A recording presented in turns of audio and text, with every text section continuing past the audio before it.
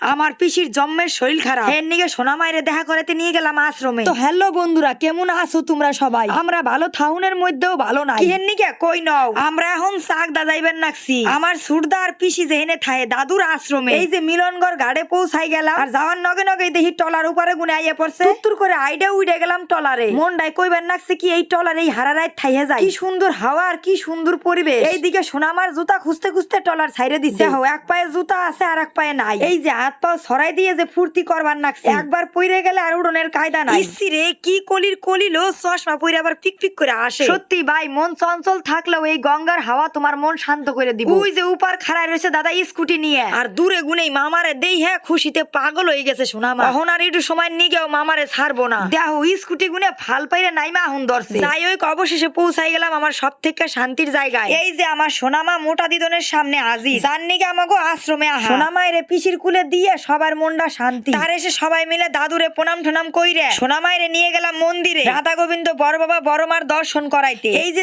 আমার পিসিরে দেখবার নাকছো, এই পিসি আমাকে চার ভাই বোনরে জন্ম না দিয়েই আমাকে মা, জন্ম না দিয়েও যে মা হওয়া যায় তার জলজান্ত প্রমাণ হলো আমার এই পিসি। কারণ আমাকে চার ভাই বোনরে গায়ের রক্ত জল কইরা মানুষ করছে। কথাই আছে না, কাছের মানুষের দেহার নিকে প্রাণটা বাইচা থাকে। এর নিকে আজকে সোনামায়ের দেখা করাইবার নিয়ে গেছিলাম। ভগবান আমার পিসিরে সুস্থ রাখো আর শরীরের কষ্ট গুনে দূর করো। পিসি ভালো থাকলেই আমরা সবাই ভালো থাকুম।